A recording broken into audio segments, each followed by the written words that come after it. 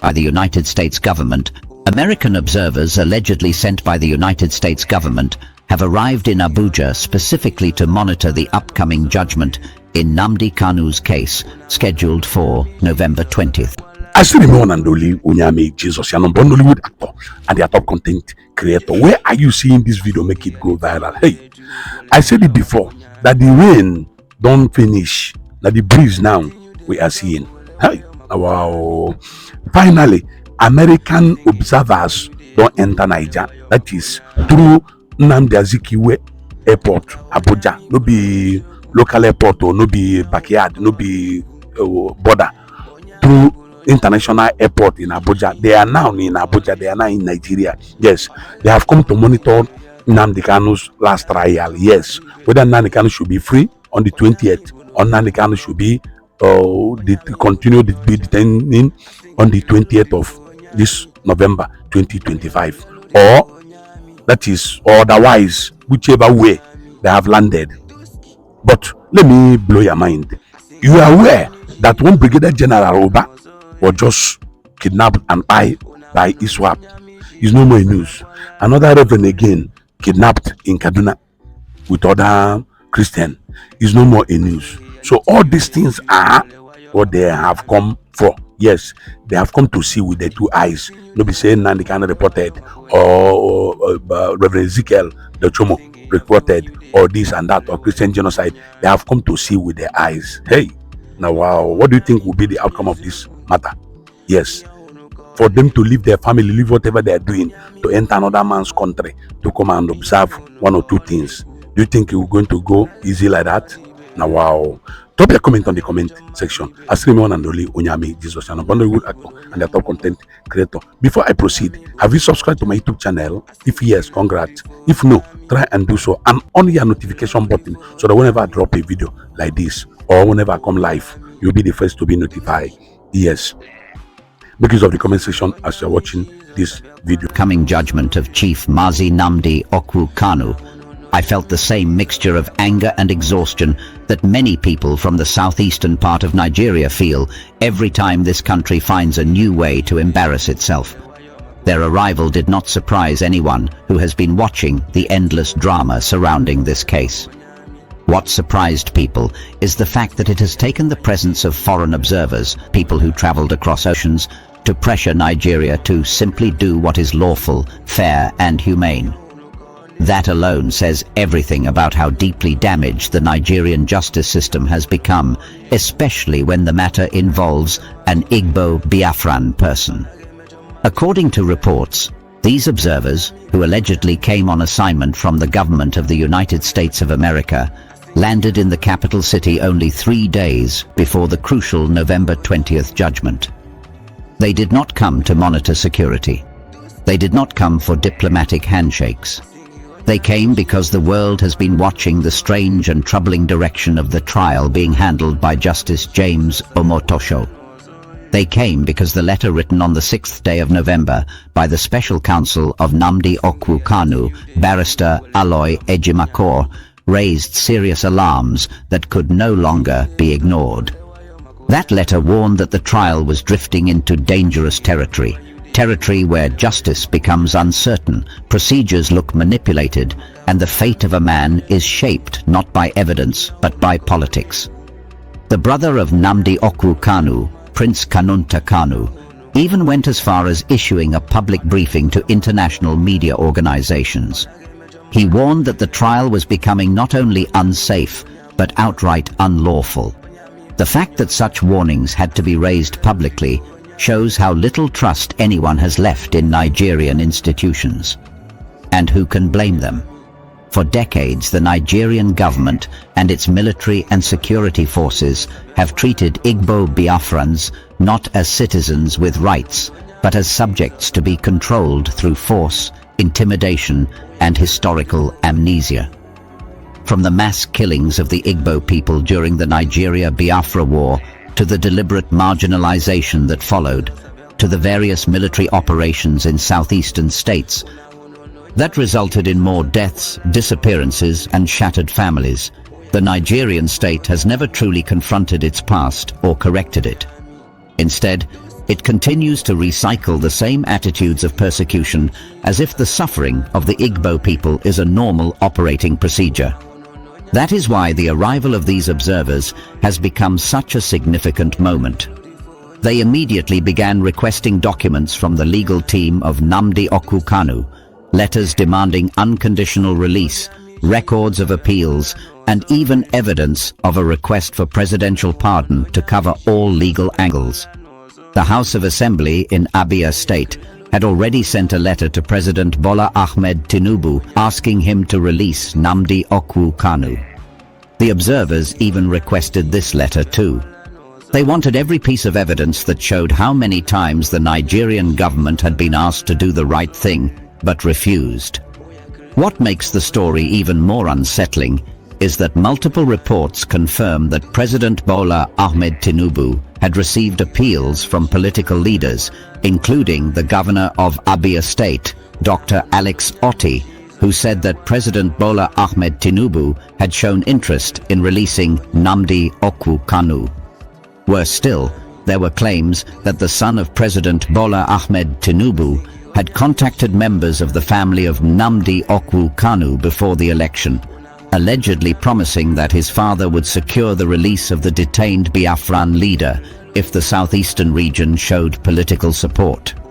But like many promises made to the Igbo people in Nigeria, nothing came out of it. Instead, the detention continued, the trial dragged on, and the country acted as if the suffering of an entire region was not worth considering. The American observers, according to reports, have promised to monitor everything: the fairness of the trial, the conduct of the court, the handling of evidence, compliance with international human rights standards, and the general behavior of Nigerian authorities. They promised to report back to their government, they promised to increase global visibility, and they promised to support international human rights organizations that have been documenting the terrible treatment of Igbo Biafrans for years. In other words, they came to do the job that the Nigerian government should have been doing from the beginning. As the date of the judgment approaches, the legal team of Nnamdi Kanu is sending more petitions from the custody of the Department of State Services. They are filing new documents with the Supreme Court, preparing last-minute responses, and trying to prevent what they fear may be an unjust outcome on the 20th of November. Their actions show that they do not trust the system.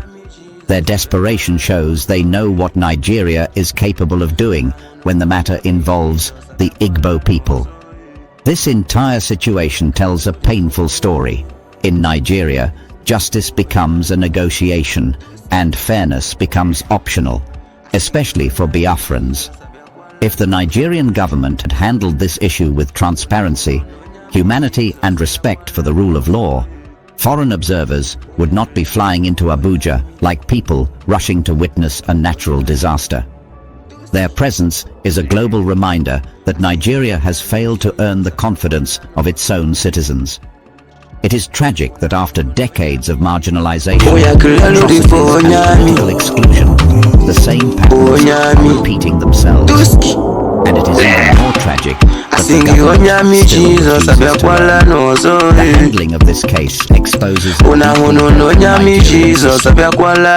Bola Ahmed Tinubu and the Nigerian government have shown alarming indifference. The Nigerian judiciary has displayed inconsistency and political influence, and the Nigerian military and security forces continue patterns of abuse. Their failures reveal a state unwilling to uphold justice, accountability, or the rights of its own citizens. The continued detention of Mazi Nnamdi Kanu exposes the deep failures of President Bola Ahmed Tinubu and the Nigerian government, whose actions show contempt for justice and the suffering of the Igbo people. My brother, what is your opinion on this matter? Thank you, my brother. Good day, everyone. Let me tell you about something that happened just a few days ago that should make every Nigerian hang their head in shame. American observers landed at Nnamdi Azikiwe International Airport in Abuja. They did not come for a trade summit. They did not come for diplomatic pleasantries. They came to watch our court deliver a judgment because the world no longer trusts Nigeria to dispense justice fairly. especially when that justice involves an Igbo person. Think about that for a moment. We have reached a point where people have to fly across the Atlantic Ocean, leave their families, their homes, their lives, just to sit in a Nigerian courtroom and make sure we do not embarrass ourselves. Again, that is where we are as a nation. That is what decades of injustice, political manipulation, and deliberate marginalization have brought us to. And if you are not angry about this, if this does not disturb something deep within you, then perhaps you have become too comfortable with our national dysfunction. The observers came specifically to monitor the November 20th judgment in the case of Nnamdi Kanu, the leader of the indigenous people of Biafra. Now, before you switch off your television or decide this does not concern you because you are not Igbo, because you are not from the southeast, because you think this is just another separatist issue that does not affect your daily life, let me be very clear about what this case represents. This is not just about one man. This is not even just about Biafra. This is about whether Nigeria is a country governed by laws or by the whims of those in power. This is about whether the word justice means anything at all in our courts, or whether it is just a performance we stage for international consumption. The arrival of these American observers tells us something devastating about our country. It tells us that the reputation of our justice system has collapsed so thoroughly, so completely, that foreign governments now feel obligated to send people to babysit our judicial process. It tells us that the warnings issued by Nnamdi Kanu's legal team, particularly the letter written by his special counsel Barrister Aloy Ejimakor on November 6th, raised such serious alarms about irregularities and judicial manipulation that the international community could no longer stand by and watch in silence. It tells us that when Prince Kanunta Kanu, the brother of the detained leader, had to issue public warnings to international media that the trial was becoming unlawful and unsafe, someone somewhere decided that Nigeria needed supervision. Let me walk you through what has been happening, because the details matter and because the Nigerian government hopes you will not pay attention to the details. These American observers did not just show up and sit quietly in the back of a courtroom. No, they immediately began requesting documentation from Nnamdi Kanu's legal team. They wanted copies of every letter demanding his unconditional release. They wanted records of every appeal made to President Bola Ahmed Tinubu. They wanted evidence of the letter sent by the Abia State House of Assembly requesting Kanu's release. They wanted the documentation of every single time the Nigerian government was given an opportunity to do the right thing and chose not to. And here is where the story becomes even more troubling, even more shameful. Multiple reports confirm that Governor Alex Otti of Abia State had appealed to President Tinubu, and that the president was, in the governor's words, favorably disposed to releasing Nnamdi Kanu. Favorably disposed. Let those words settle in your mind. The president of Nigeria was inclined to release a man whose continued detention serves no purpose except to inflame tensions in the southeast. Yet here we are, still waiting, still hoping, still begging for basic humanity. But it gets worse. There are credible claims that before the last election, the son of President Tinubu contacted members of Nnamdi Kanu's family with a promise. The promise was simple and transactional in the way Nigerian politics always is. Support my father in the southeast and we will secure Nnamdi Kanu's release. The Southeast showed up. They participated in the election. And what did they get in return? Silence. Continued detention. Broken promises. The same story the Igbo people have heard for decades. The same pattern of political manipulation and betrayal that has defined their relationship with the Nigerian state since the end of the Civil War. Now, some of you watching might be thinking, why should I care about Nnamdi Kanu? Why should his case matter to me? Let me explain why this matters to every single Nigerian, regardless of where you come from or what language you speak at home. When a government can detain a citizen indefinitely, when it can ignore court orders, when it can manipulate judicial processes, when it can make promises and break them without consequence, that government can do the same thing to you. Today it is Nnamdi Kanu. Tomorrow it could be a journalist who criticized the governor. Next week it could be a civil society activist who organized the protest. Next month it could be your brother, your sister, your child, anyone who dares to speak truth to power. The principle at stake here is not whether you agree with Biafran agitation. The principle is whether we are a nation of laws or a nation of powerful men who use laws as weapons against those they dislike. And right now, all available evidence suggests we are the latter. Let me take you back in history, because you cannot understand this moment without understanding the decades of pain that brought us here. The relationship between the Nigerian government and the Igbo people has been poisoned since the Civil War. That brutal conflict from 1967 to 1970 that claimed over 1 million lives, most of them Igbo civilians who died from starvation, disease and bombardment. When that war ended, the Nigerian government promised reconciliation, rehabilitation, and reintegration. 3 hours they called it. But what the Igbo people got instead was systematic marginalization. Their bank accounts were frozen, and every Igbo person, regardless of how much money they had in the bank before the war, was given 20 pounds. 20 pounds to rebuild their lives. Their properties in other parts of Nigeria were seized and never returned. They were excluded from key government positions. Their region was deliberately underdeveloped. The message was clear. You tried to leave, and now you will spend the rest of your existence paying for that attempt. Decades passed, but the discrimination never stopped. It simply evolved, became more sophisticated, more bureaucratic, more deniable. The Igbo people watched as their roads crumbled while other regions received infrastructure investments. They watched as their youth were killed during peaceful protests and labeled as troublemakers. They watched as security forces conducted military operations in their communities with impunity, leaving behind bodies, destroyed homes, and grieving families. They watched as every attempt to seek justice was met with denial, delay, and institutional indifference. And then came Nnamdi Kanu, a man who gave voice to the frustration, anger, and pain that had been building in the southeast for generations. Whether you agree with his methods or not, whether you support his goal of Biafran independence or not, you cannot deny that he spoke to something real, something deep, something that the Nigerian government has consistently refused to address. He spoke about marginalization, about injustice, about the need for Igbo people to have a say in their own future. And for that, the Nigerian state decided he must be silenced. His arrest, his extraordinary rendition from Kenya, his continued detention despite court orders for his release, all of it follows a familiar pattern. The Nigerian government does not know how to handle dissent except through force. It does not know how to address legitimate grievances except through intimidation. It does not know how to build national unity except through the suppression of those who question the existing order. The Supreme Court of Nigeria ordered his release. Let me repeat that because it bears repeating. The highest court in the land examined the circumstances of his arrest and detention and concluded that the government's actions were unlawful. They ordered his release, and what did the government do? It ignored the order. It continued holding him. It continued prosecuting him in a lower court as if the Supreme Court had never spoken. In what kind of country does the executive branch simply disregard the judiciary when the judgment does not suit its political interests? This is not the rule of law. This is the rule of power. This is authoritarianism wearing the costume of democracy. And every day that Nnamdi Kanu remains in detention, despite that Supreme Court order, every day that passes without his release, Nigeria loses more credibility, more legitimacy, more of whatever moral authority it once pretended to possess. Now, let me address the argument that some people make. The argument that Nnamdi Kanu is a troublemaker, that he incites violence, that his rhetoric is dangerous and divisive. I want to address this head-on because it is important to be fair, to acknowledge different perspectives, even when making a strong argument.